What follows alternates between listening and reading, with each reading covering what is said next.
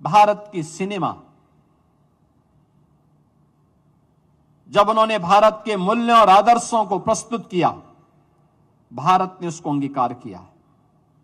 लेकिन एक समय ऐसा भी आया, ये कला, ये मंचन, ये सिनेमा, एक कलाकार, ये केवल एक मंचन नहीं होता है, एक रचनात्मकता होती है। उस समय के समाज को एक नई दिशा देने का प्लेटफॉर्म होता, माध्यम होता है। ये जैसा परोसेगा, वर्तमान पीढ़ी उसको उसी रूप में अंगीकार करेगी। और इसीलिए मैं अक्सर कलाकारों से कहता हूं, फिल्म डायरेक्टर और प्रोड्यूसर से कहता हूं कि ऐसी फिल्में आनी चाहिए जो राष्ट्र के लिए प्रेरणा बन सके। अगर किसी डकैत को आप हीरो के रूप में प्रस्तुत करोगे तो युवा पीढ़ी उस डकैत को अपना आदर्श मानेगी। याद रखना, कभी डकैत को हीरो के रूप में प्रस्तुत मत करो।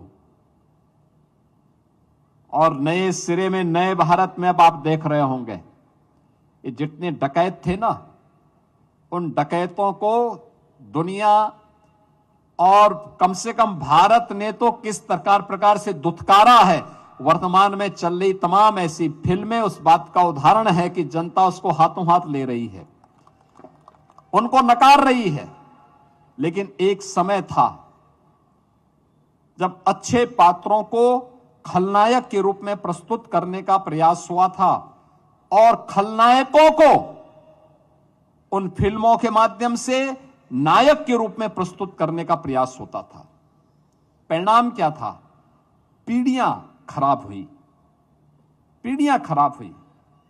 अन्याय के खिलाफ, अत्याचार के खिलाफ, शोषण के खिलाफ जनता के मुंह से आवाज नहीं निकलती थी, क्योंकि युवा पीढ़ी के सामने उस प्रकार का आदर्श प्रस्तुत नहीं किया गया।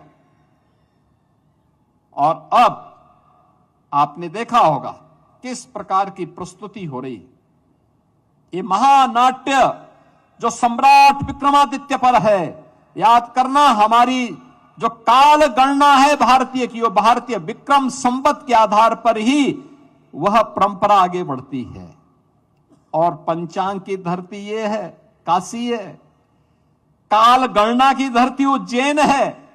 इन दोनों का समावेश इस प्रक्रिया को, भारतीय काल गणना को वैश्विक मंच तक पहुंचाने में अपना योगदान देगा, सही तथ्य प्रस्तुत करेगा।